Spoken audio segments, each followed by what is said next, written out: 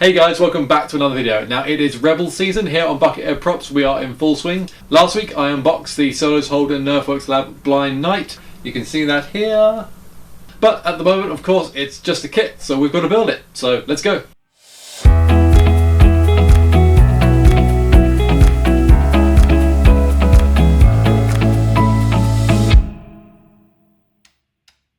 So to finish this prop, I've just got to do a quick paint job. We've got a few bits to paint up in different colours, and then we'll go through with the weathering parts and whatnot. I'm not going to be installing this saber right now because it can be quite pricey to install a saber with lights and sound. It may be something I do in the future, but for this one we're just going to be painting it and making it look pretty. So I went ahead and pulled some reference from the internet for this saber. There's some screenshots from the show and also some reference material from books and things. The main parts of this saber that need painting are the grips and this shroud piece, which are going to be a lovely green colour. There is a piece up on the emitter section which needs painting a dark grey colour. I may go for a gunmetal kind of colour. And there are two stripes around just below that which need painting a dark colour. Then we've just got to assemble it and of course add some weathering. To kick off the painting, I set up the pieces I wanted to spray onto some cardboard pieces just to lift them up and make them a bit easier to paint. I just use a hot glue gun to make these quick platforms out of cardboard. This just makes it easier to hold and makes the pieces easier to paint. I used a grey primer as my base coat.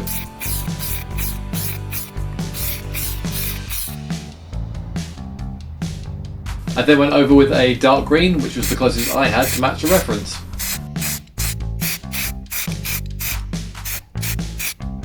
Next, I had to crack out my airbrush to paint the rest of the saber.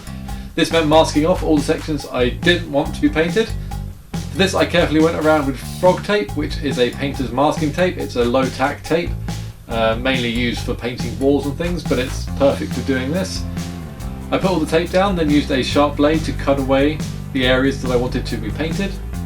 This step could take quite a long time, but it's well worth spending time here doing a good job so you get the best paint results you can. I then set up my spray booth and airbrush and used oil-clad lacquers to paint this. I first did a base coat in their fine black colour. This gave a nice undertone for the metallic that I was going to do, and in fact the stripes and the circle details remain black anyway, so this was fine just to cover those areas. Now I'm still very new to airbrushing, but filling in these sections with flat colour is great practice and a good way to experiment with different paints.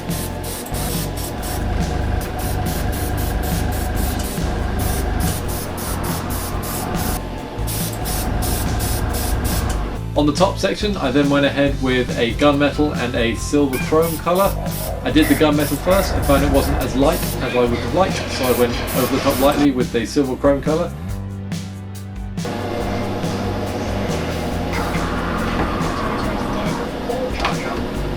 Now everything's had a chance to dry, we can take off all the masking.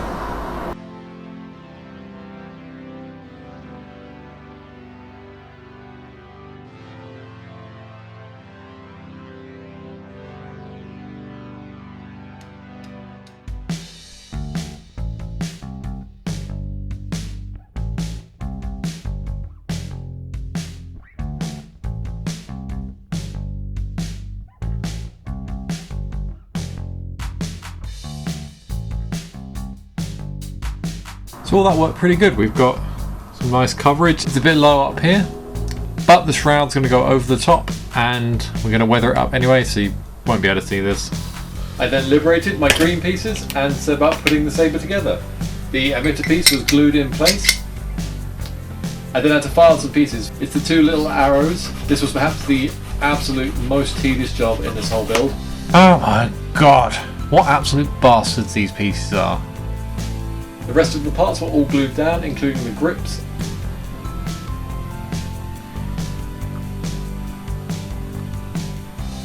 And the shroud piece.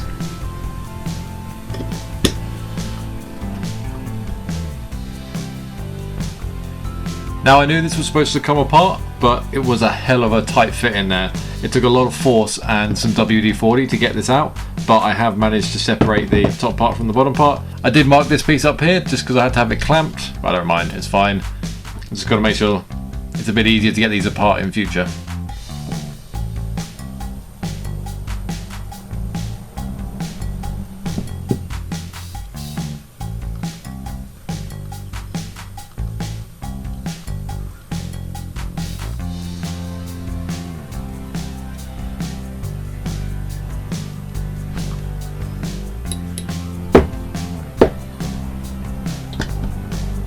So there it is, all put together. Now I could just leave it like this, but I think although Jedi look after their lightsabers, Kanan's is a bit dirty. So I'm just going to go in with a tiny bit of weathering just to tie it all together.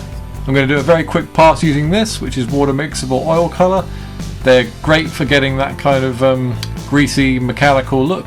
Usually when doing this, they take a little while to dry in a thin layer. I found where I live it's about a week. But we're just going to do a thin layer of this and then I'm calling this done.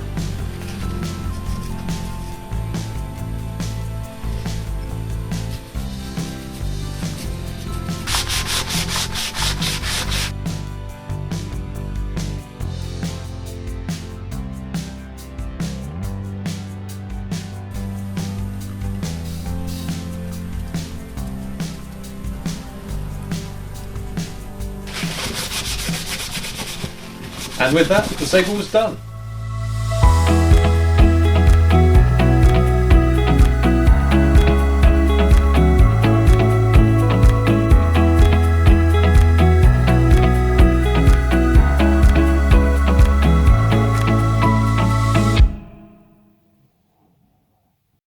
So there it is, guys, that's the Solo's Hold and NerfworXlab Blind Knight or Kanan Jarrus saber complete. This is in fact the first saber I've put together and weathered up, where it involved painting parts and things. I'm really happy with how this turned out. It looks great. It looks like it's looked after, but just slightly on the used side. Feels great to hold. One day I will do electronics in it, I guess. It's just too nice a saber, I think, not to do it. But for now, it's just going to sit proudly on the shelf with my other Rebels items. Probably just there, like that. Do stay tuned for more videos. We are still in Rebels season, and I've got a good one for you next week. It's one I started a while back, which you can probably guess. He's actually up there. But tune in for that next time. I hope you enjoyed this video. Please remember to like and subscribe if you want to be the first to see those videos. And of course, I'll see you in the next one. Take care. Bye bye.